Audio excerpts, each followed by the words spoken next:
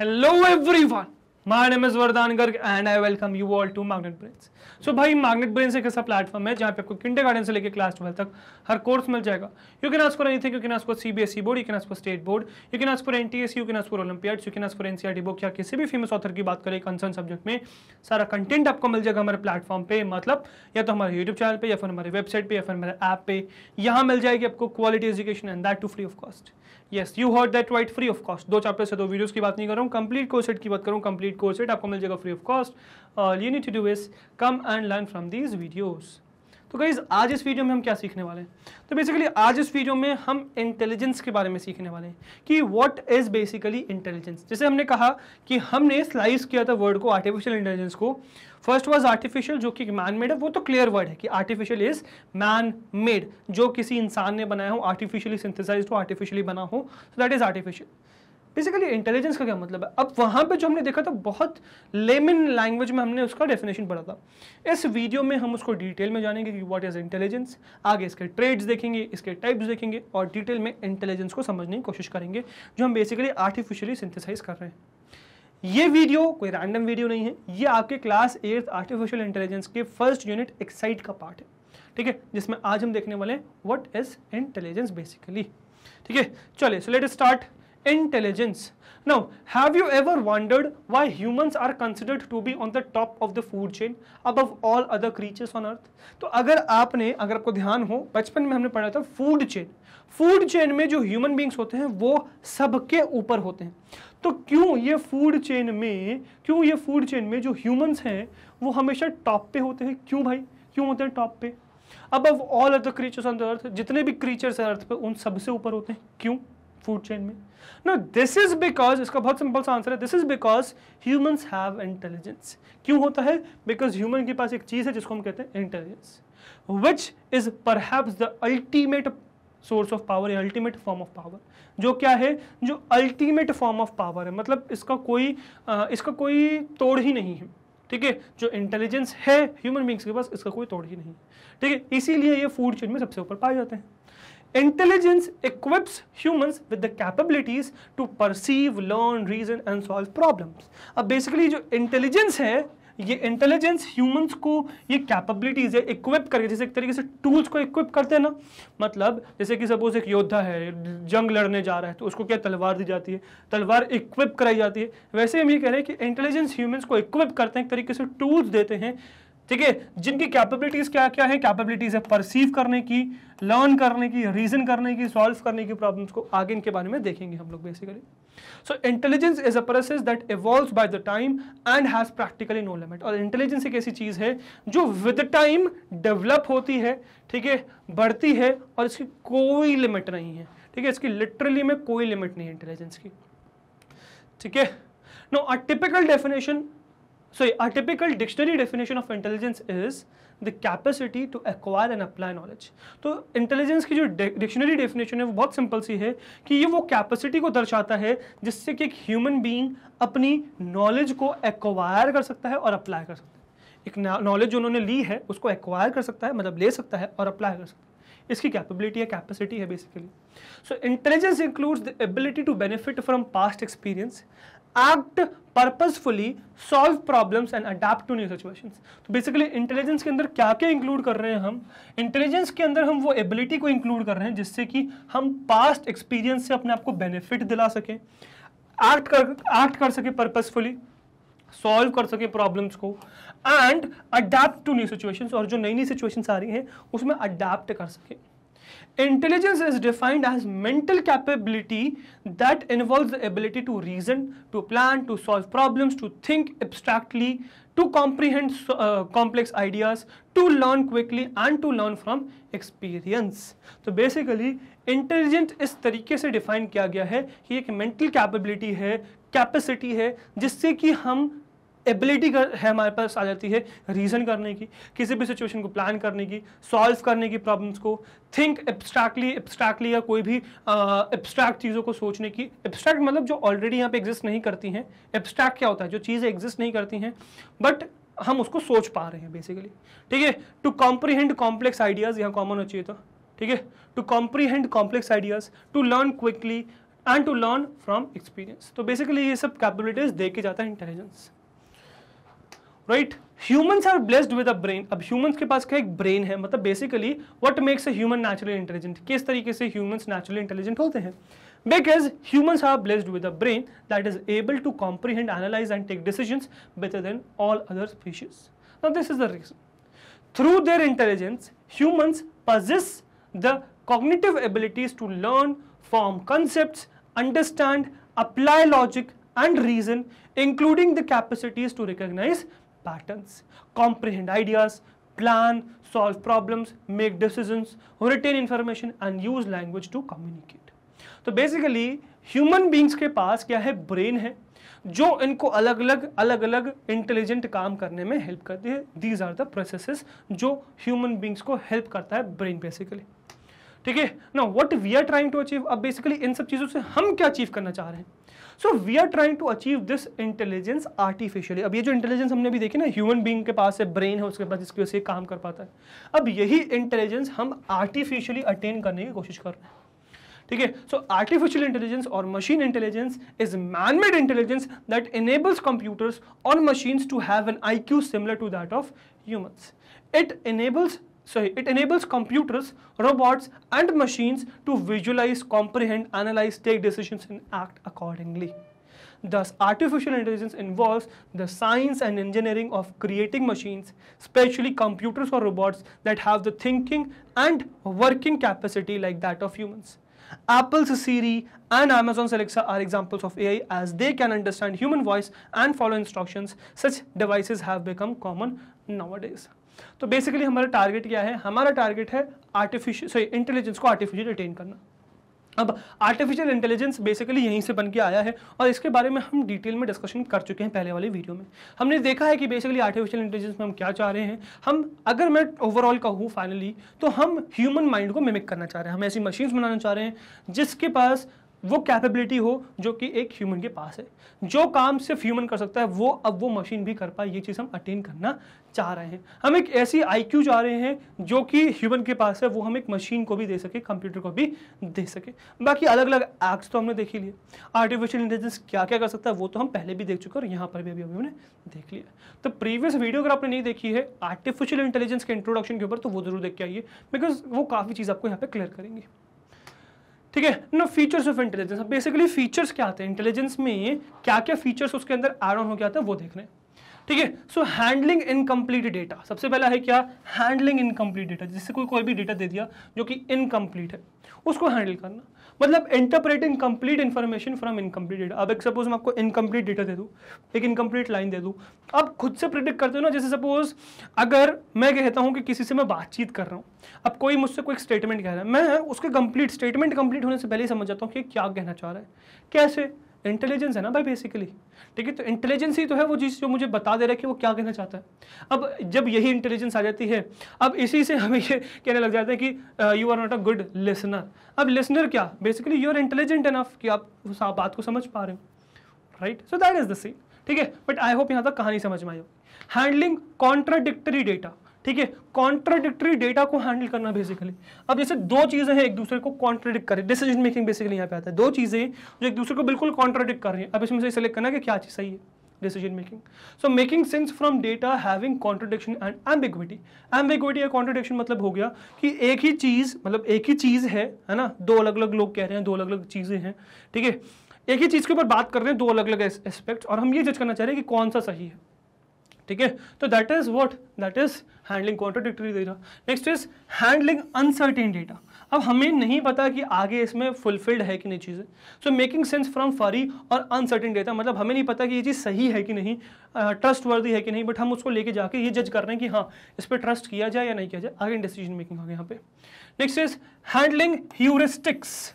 So an intelligent system should be able to search or think using some rules to guide the search in the most probable direction. अब ना what is heuristics, तो heuristics basically means कि जैसे suppose कोई भी हमारे पास कोई भी सपोज प्रॉब्लम होती है, उस प्रॉब्लम को हम सॉल्व कर रहे हैं, ठीक है। अब उस प्रॉब्लम को हम सॉल्व तो कर रहे हैं, हम ये पता है हमें कि किस इस तरीके से हम सॉल्व कर सकते हैं, बट हम उसके कॉस्ट नहीं ले रहे। जैसे सपोज हमने एक प्रॉब्लम को सॉल्व किया, बट इससे हमें इतना ज़्यादा कॉस्ट बियर करना पड़ रहा है, अब एक प्रॉब्लम है, उसको हम इस तरीके से भी सॉल्व कर सकते हैं, बट उससे कॉस्ट कम लगना है।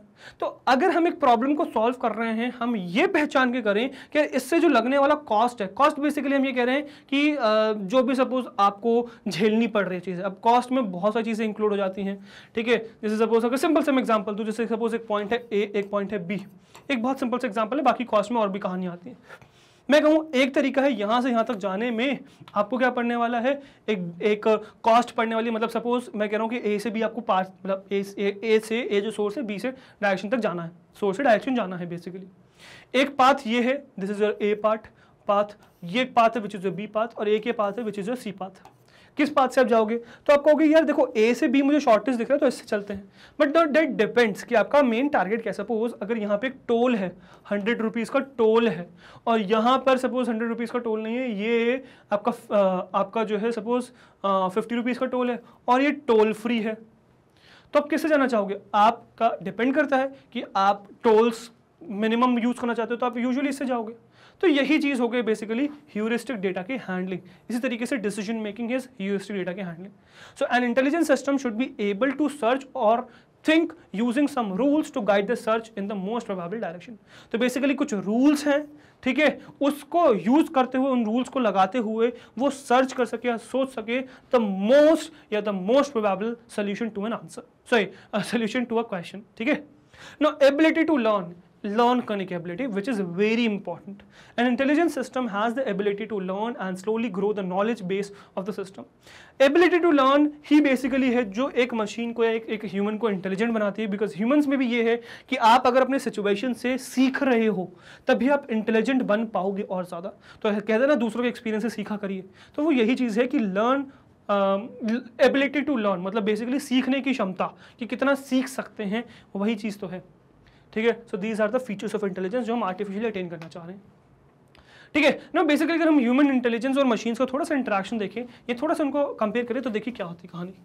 ना what makes human intelligence is the ability to reason. अब हमने ये समझा कि ह्यूमंस को इंटेलिजेंट कौन बनाता है, बेसिकली उनकी जिज्ञासा, क्वेश्चन करने की कैपेबिलिटी, रीजन करने की कैपेबिलिटी, कि ये हुआ तो क्यों हुआ, ये एक ह्यूमन बीइंग को इंटेलिजेंट बनाता है बेसिकली, ठीक है। But what triggers reasoning, but ये जो रीजन है ये ट्रिगर कहाँ से होता है? ये हर किसी को तो नहीं ट्रिगर होता, ऐसे तो नहीं होता कि हर कोई एक पर्टिकुलर क्वेश्चन, एक चीज के लिए क्वेश्चन कर रहा है कि क्यों हुआ, ये क्यों हुआ, हर कोई तो नहीं करता। ये कुछ लोगों में क्यों ट्रिगर होता है, कैसे होता है ट्रिगरिंग बेसिकली ये, ठीक है। So what stimulates us to initiate the process of reasoning, या फिर ये कह सकते हैं कि क्या चीज ये स्टिमुलेट करती है कि हम इनिशिएट कर देते हैं रीजनिंग प्रोसेस को। What do that, या how do that happen basically? So the answer is sensing. तो बेसिकली जो आंसर है इस चीज का वो क्या है? सेंसिंग, कि हम जो अपने सेंसेस से, जो सेंस ऑर्गन्स उससे जो सेंसेस करते हैं, जो सेंसेस लेते हैं, बेसिकली जो सेंस करते हैं अपने एनवायरनमेंट को, उसकी वजह से होता है ये। तो answer is sensing. We sense, we perceive, we receive a variety of stimuli from our surroundings and then we process that input.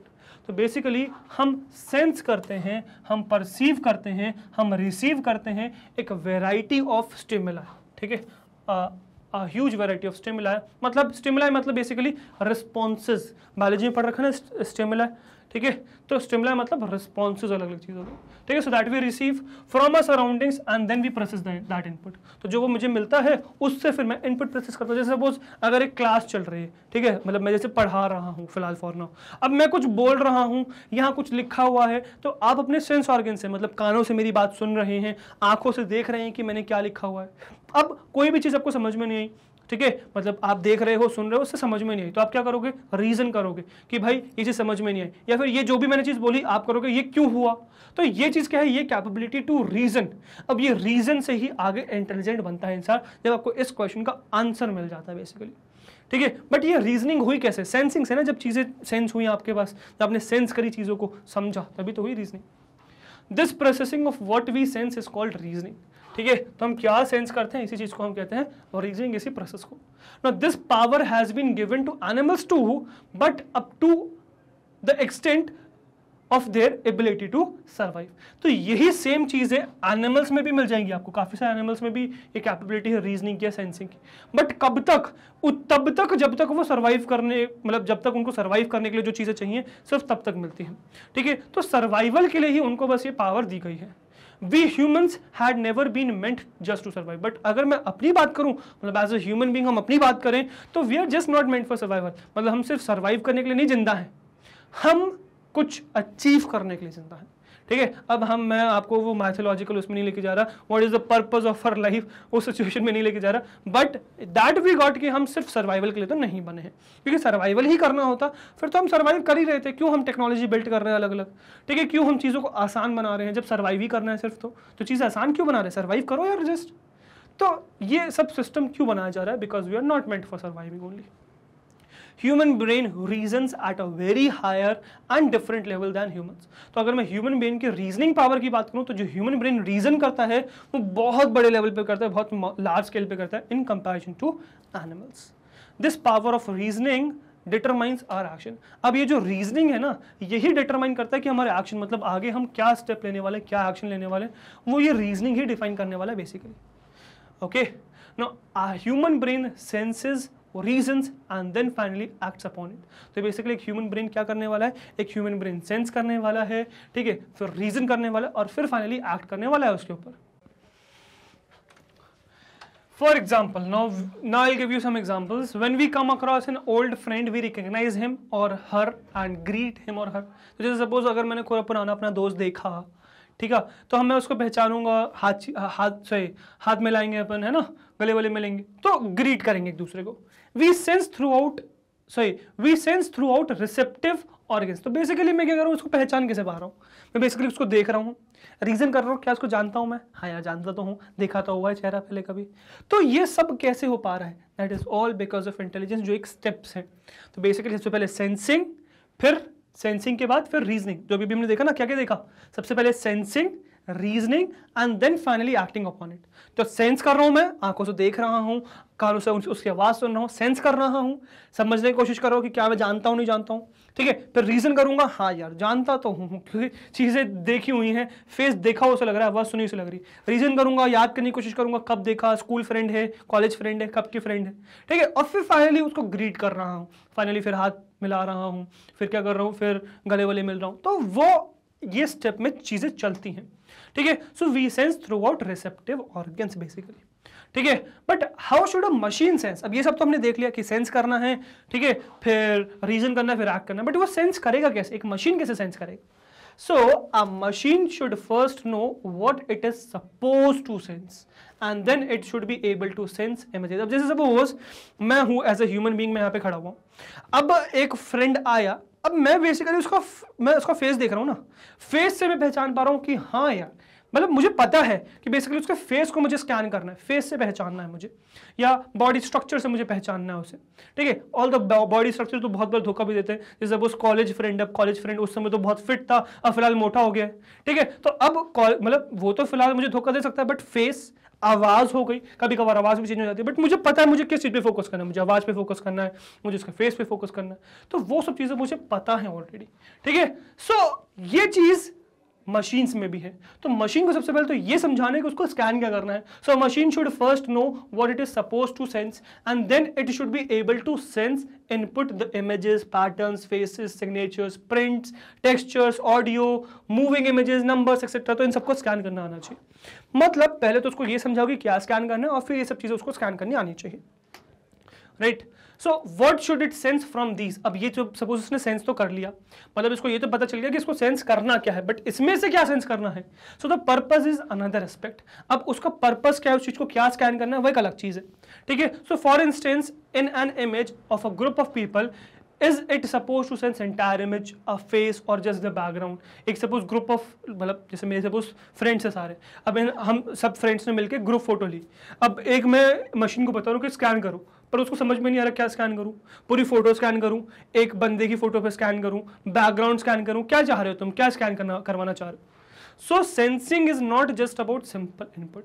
तो समझने की जरूरत यह है कि सेंसिंग भी एक इंटेलिजेंट काम है, सेंसिंग भी सिर्फ इनपुट को फीड करना नहीं है, यह भी एक इंटेलिजेंट काम है।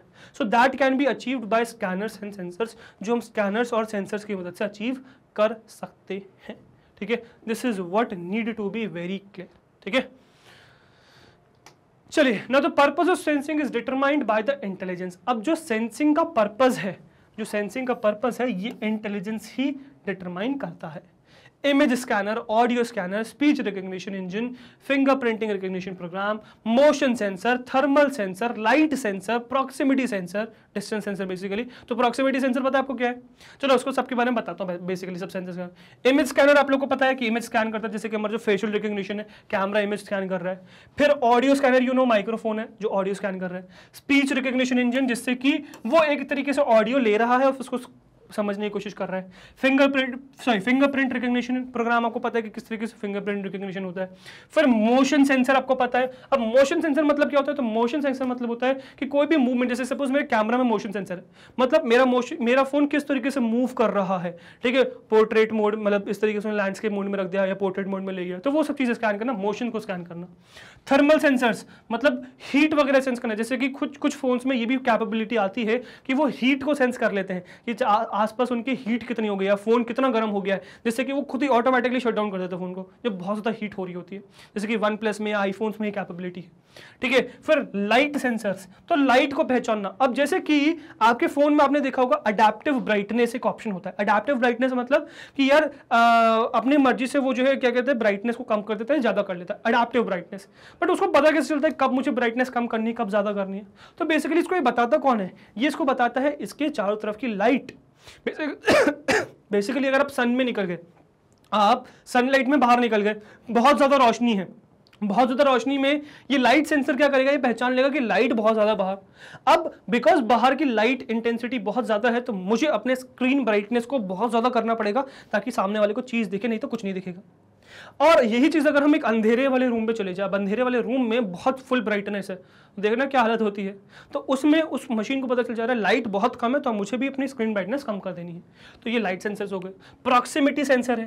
प्रॉक्सिमिटी सेंसर, जैसे सपोज प्रॉक्सिमिटी सेंसर क्या होता है? प्रॉक्सिमिटी सेंसर डिस्टेंस को जज करता है, फोन से कितना दूर है हाथ। अब ये यूज कहाँ होता है बताऊं? बहुत ज्यादा स्पेशल यूज। आप जब भी किसी को फोन लगाते हो, कॉल लगाते हो सपोज किसी को, अब उससे बात करने के लिए आप कान के पास लाते हो ना अपना फोन। अब अगर आपने कभी ऑब्जर्व किया हो तो जब आप फोन को कान के पास लाते हो तो ये जो स्क्रीन है ये ऑफ हो जाती है ऑटोमेटिकली। कैसे ऑफ हो जाती है, क्यों ऑफ हो जाती है? तो बेसिकली ऑफ होती तो इसलिए है ताकि जैसी स्क्रीन ऑफ हो जाए तो इसके जो अंदर के बटन्स हैं, जो सेंस है, वो काम बंद हो जाए। क्योंकि जब भी हम जैसे फोन पे लगा रखा है, हमने पहले देखा गया कि जब मैं इसको लगाता हूँ कान पे तो क्या होता है कि जो बटन्स है वो दब के कभी भी कॉल कट जाती है या म्यूट हो जाती है। तो वो सबसे चीज़ों से बचने के लिए कहा यह गया कि जब भी कॉल पे जाओ चीज़ें तो स्क्रीन बंद हो जानी चाहिए। अब इस फोन को पता कैसे चल रहा है कि मैं जब कान के पास लेके आ रहा हूँ, कान से दूर लेके आ रहा हूँ, कैसे? तो basically that is your proximity sensor, जो डिस्टेंस जज कर रहा है कि आपके फोन का कान से डिस्टेंस कितना है। तो ऊपर लगा होता है प्रॉक्सिमिटी सेंसर। इवन आपको कान लेके आने की जरूरत नहीं है, अगर आप उंगली भी लेके जाओगे, हाथ भी लेके जाओगे ना, तब भी वो स्क्रीन बंद कर देगा। तो ये प्रॉक्सिमिटी सेंसर्स हैं। अब ये सब क्या है? यही सब तो स्पेशल सेंसर्स हैं। तो यही सब इंटेलिजेंस दे रहे हैं, बेसिकली यही चीज बता रहे हैं कि मुझे क्या सेंस करना है। केमिकल सेंसर्स हो गया, ठीक है, बैरोमेट्रिक सेंसर्स हो गया, are the equipment which play central role where a machine is able to receive various stimuli from its surrounding. तो मशीन जो अपने चारों तरफ चीजों से, स्टिमुलाई से रिस्पॉन्स ले पा रही है, वो इन सेंसर्स की वजह से ले पा रही है। अगर मैं कहूँ अपना फोन, अगर अपना कंप्यूटर कहूँ, वो सेंसर से भरा हुआ है, उसमें बहुत सारे सेंसर्स भरे हुए हैं और हमने अलग अलग प्रोग्राम्स बनाए अंदर, इंटेलिजेंट प्रोग्राम्स, जिनसे कि हम उन सेंसर्स को यूज कर सके। जैसे कि मैं अगर ऐसे ह्यूमन बॉडी बात करूं तो हमारे पास आईज हैं, नोज हैं, ईयर्स हैं।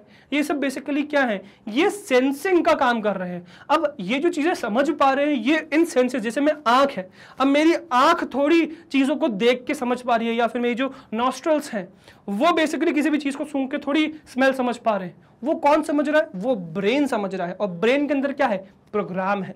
तो बेसिकली हमें वो इंटेलिजेंट प्रोग्राम्स बनाने हैं जो इंटेलिजेंटली क्या कर सके, इन सेंसेस को अचीव कर सके। समझ में आया? तो दीज मतलब जो इंटेलिजेंट बेसिकली क्या है, वो ये प्रोग्राम्स हैं। बाकी तो जो है आपके सेंसर्स हैं जो अपना नॉर्मल डेटा प्रोवाइड करने का काम कर रहे हैं। तो जैसे कि अगर मैं बात करूं यहाँ पे फोन में, तो फोन में कैमरा हो गया, माइक्रोफोन हो गया, प्रॉक्सिमिटी सेंसर हो गया, फिर थर्मल सेंसर हो गया, लाइट सेंसर हो गया, बैरोमेट्रिक सेंसर हो गया, ठीक है, फिर एक जियोमेट्रिक सेंसर होता है। तो ये सब जो, या गायरोस्कोप होता है, बेसिकली ये सब क्या है? ये सब सेंसर्स हैं, ठीक है, जो सिर्फ डेटा कलेक्ट कर सकते हैं। अब डेटा को यूज कैसे करना है इंटेलिजेंटली, उसके लिए प्रोग्राम्स बनाए जाते हैं। और यही जो प्रोग्राम्स है ये एआई है। सेंसर्स एआई नहीं है, ये प्रोग्राम्स एआई कि किस तरीके से इन सेंस ऑर्गन्स को या फिर सेंसर्स को यूज किया जाए प्रॉपरली समझने के लिए कि क्या चीज सेंस करनी है basically. So that is a. Right now, after sensing, what to do with the stimulus input is entirely the problem domain of artificial intelligence. अब एक बार मैंने सेंस कर लिया, डेटा को ले लिया, अब उसके बाद उस डेटा का करना क्या है, that is completely the domain of artificial intelligence. पूरा complete domain है artificial intelligence का. ठीक है, जैसे कि comparing facts and making decisions like in an expert system. ठीक है, तो एक्सपर्ट सिस्टम में जैसे कि डिसीजन लेते हैं दो चीज़ों को कंपेयर करके. Recognising speech and identifying the language to process the command given in voice. Assessing the situation, identifying blocks and barriers during movement and deciding the course of movement, making logical comparisons, ability to understand the evidence and its weightage, planning before action by considering all available facts, able to compare complex rules to solve problems, etc. are some of the basic expectations from a machine in the field of AI. तो ये कुछ हम basic expectations रखते हैं एक machine से AI की situation में. मतलब बेसिकली उसका डेटा आ गया तो वो ये सब काम कर पाएगा. क्या क्या, जैसे कि कंपेयर कर पाएगा फैक्ट्स को और डिसीजन ले पाएगा जैसे कि एक्सपर्ट सिस्टम में होता है. स्पीच को रिकॉग्नाइज कर पाएगा, आइडेंटिफाई कर पाएगा लैंग्वेज को सच दैट वो जो भी कोई भी, जैसे मैंने ये Amazon Alexa या Siri से कुछ भी कहा तो उसको लैंग्वेज मेरी समझनी पड़ेगी ना कुछ भी करने के लिए, तो वो लैंग्वेज समझना, प्रोसेस करना मेरी वॉइस को बेसिकली. एक्सेसिंग द सिचुएशन, मतलब कोई भी सिचुएशन उसको एक्सेस करना, समझना कि क्या चल रहा है. ठीक है, assessing the situation, identifying blocks. अब जैसे सपोज एक रोबोट है, रोबोट चल रहा है, सामने ब्लॉक आ गया, वो आइडेंटिफाई करना. ठीक है, एंड बैरियर्स ड्यूरिंग मूवमेंट, तो मूवमेंट करते समय ब्लॉक्स और बैरियर्स को आइडेंटिफाई करना. And deciding the course of the movement, और ये आइडेंटिफाई करना कि कहाँ चलना है बेसिकली. ठीक है, मेकिंग लॉजिकल कंपैरिजंस. ठीक है, लॉजिकल कंपैरिजंस करना. ठीक है, फिर ability to understand the evidence. ठीक है, तो जो भी एविडेंस मिला उसकी एबिलिटी, मतलब उसको अंडरस्टैंड करने की एबिलिटी. इट्स वेटेज, कितना वेटेज वो रखता है. Planning before action by considering all available facts, तो कुछ भी करने से पहले, कोई भी एक्शन करने से पहले प्लानिंग करना ताकि कंसिडर किया जा सके कोई भी आगे फैक्ट्स को. ठीक है, able to compare complex rules, अलग अलग कॉम्प्लेक्स रूल्स को कंपेयर करना, to solve problems etcetera are some of the basic expectations from a machine in the field of AI. ये कुछ एक्सपेक्टेशंस हम रखते हैं एक मशीन से AI में. अब बेसिकली ये जो चीज़ें हैं ना, एक सिंपल सा एग्जांपल लूंगा बेसिकली मैं. ठीक है, विच इज मूवमेंट वाला. Ability to understand, sorry not this one, basically it was okay, this one, identifying blocks and barriers during movements and deciding the course of movement. अब ये कौन कर सकता है, ये गूगल मैप्स कर सकता है भाई. आपका गूगल मैप्स में आपने ये एबिलिटी डाल दी है, ये प्रोग्राम बना लिया है जिससे कि वो पहचान सके कि जब एक मूवमेंट हो रहा है तो कब बैरियर्स आ गए या क्या कोर्स होना चाहिए मूवमेंट का, कब किस चीज़ को स्किप करना है, किस चीज़ को एक्सेप्ट करना है, कौन सा रास्ता लेना है, कौन सा रास्ता नहीं लेना है. वो सब चीज़ें मैप्स, गूगल मैप्स समझ चुका है और उसको इम्प्रूव ही कर रहा है. मतलब अभी भी थोड़ी सी प्रॉब्लम्स हैं बट वो उस चीज़ को सॉल्व करने की कोशिश कर रहा है. तो इंटेलिजेंट क्या है, आर्टिफिशियल इंटेलिजेंस क्या है, वही चीज़ तो है. अब बेसिकली वो आपने एक रोबोट में डाल दिया. ठीक है, अब रोबोट में मतलब वही जो प्रोग्राम है वो रोबोट में डाल दिया, उसको एक आंखें प्रोवाइड कर दी ताकि वो चीज़ों को देख सके, सेंस कर सके अपनी चारों तरफ की. अब वो जज कर पा रहा है कि मुझे कहाँ जाना है, क्या चीज़ स्किप करनी है, तो मैंने एक रोबोटिक मूवमेंट बना दिया. अब उसी चीज़ को जब आप देखोगे तो AI कह दोगे कि हाँ रोबोट मूव कर पा रहा है, इंटेलिजेंटली समझ पा रहा है कहाँ जाना है कहाँ नहीं जाना है, तो उसको तो आप AI कह दोगे. गूगल मैप्स को AI नहीं कहते. क्यों? बस यही चीज़ को इस क्वेश्चन को आंसर करना है हमें. समझ में आया? So then comes the action, the outcome. एक बार इस चीज़ों को प्रोसेस कर लिया, अब इसके बाद आता है एक्शन या outcome, the response which again falls in the domain of AI. तो जो आपका रिस्पॉन्स है जो अगेन AI में फॉल करता है. Responding with voice, moving in a particular direction और taking a pause before next movement, accomplishing a task as desired etcetera are expected of the intelligent machine. मतलब आगे हमने चीज़ों को समझ लिया, प्रोसेस कर लिया, अब आगे क्या करना है, प्रोसेस आउटपुट क्या देना है, that is completely the domain of AI only. ठीक है, सो आई होप आपको समझ में आएगा कि एज अ ह्यूमन इंटेलिजेंस हम क्या चीज़ कहना चाह रहे हैं और मशीन्स के थ्रू उस चीज़ को कैसे अचीव करेंगे. ठीक है, और तो आगे आने वाले वीडियोस में हम कुछ ट्रेड्स और कुछ टाइप्स और डिस्कस करेंगे इंटेलिजेंस को. तो इंटेलिजेंस को कंप्लीट करने से पहले वो टॉपिक्स और आगे हम देखेंगे. So please just wait and watch for them. ठीक है, क्योंकि वो टॉपिक्स भी बहुत ज़्यादा इंपॉर्टेंट है. ठीक है, आपके सिलेबस के लिए. फॉर नो आगे बढ़ेंगे तो नेक्स्ट है भाई हमारी वेबसाइट विच इज magnetbrains.com. ठीक है, यहाँ पहुँचने के दो तरीके, या तो गूगल पर सर्च कर लेंगे मैग्नेट ब्रेन्स या फिर URL पे टाइप करेंगे magnetbrains.com. ठीक है, दोनों ही तरीके से यहाँ लैंड कर जाओगे। This is our home page of our website. यहाँ पे आपके पास बहुत सारे ऑप्शन है, इसमें से CBSE K-12 इंग्लिश पे क्लिक करना है, ये पूरा क्लास पैलेट खुल जाएगा। क्लास 8 पे क्लिक करना है तो क्लास 8 के अंदर मैग्नेट ब्रेन्स आपको जो जो कोर्सेज ऑफर करता है वो सब खुल जाएंगे। Search for artificial intelligence, click on watch now. तो आर्टिफिशियल इंटेलिजेंस की सारी वीडियोस खुल जाएंगे चैप्टर वाइज। किसी भी चैप्टर पे क्लिक करोगे वो चैप्टर की सारी वीडियोस खुल जाएंगे। किसी भी वीडियो पे क्लिक करोगे वो वीडियो प्ले हो जाएगी। इसमें प्ले पॉज का आगे पीछे स्पीड कंट्रोल, वॉल्यूम कंट्रोल सारे ऑप्शन आपके पास, जिसकी मदद से आप इस वीडियो को कंट्रोल कर सकते हो। और फिलहाल तो यहाँ पे तो प्रीमियर वाली इमेज डली हुई है, बट अब आप इस वीडियो को एक्सेस कर सकते हो। ठीक है, अब आप इस वीडियो को एक्सेस कर सकते हो, ये प्रीमियर हो चुकी है। ठीक है, चलिए तो यहाँ पे आपके पास सारे ऑप्शंस हैं और ये सब वीडियोस वही है जो YouTube पे अवेलेबल है। जो YouTube पे वीडियोस अवेलेबल है वही चीज़ यहाँ पर भी अवेलेबल है। बट ये प्लेटफॉर्म हम लोगों ने आप लोगों के लिए बनाया है ताकि आप बिना डिस्ट्रैक्शन के पढ़ सको, फोकस होकर पढ़ सको, या फिर इधर उधर की वीडियो आपको डिस्ट्रैक्ट न करिए और हर कंटेंट आपको प्रॉपर्ली अरेंज्ड मिल जाए। ठीक है, प्रॉपर्ली हर चीज़ अरेंज्ड मिल जाए और यहाँ पे आपको चीज़ें ढूंढने में दिक्कत ना हो। तो इसलिए मैंने हम लोगों ने आप लोग के लिए प्लेटफॉर्म बनाया है, तो प्लीज़ यूज़ इट। और इसके अलावा आपको यहाँ पे हमारे कॉम्पिटेटिव एग्जाम्स भी मिल जाएगा, आपको IIT JEE मिल जाएगा, आपको NEET मिल जाएगा, आपको CUT मिल जाएगा, आपको बैंकिंग एग्जाम्स मिल जाएंगे और ये सब कुछ मिल जाएगा free of cost. Yes, complete course set यहाँ पर भी फ्री ऑफ कॉस्ट अवेलेबल है। बस आपको करना क्या है, आपको आना है, इनसे सीखना है, डाउट्स पूछने हैं, प्रैक्टिस करनी है और अच्छे मार्क्स स्कोर करने हैं in your school exams, in your board exams, in your competitive exams. That is what we need from you, just good marks. बाकी कंटेंट तो पूरा फ्री ऑफ कॉस्ट अवेलेबल है ही।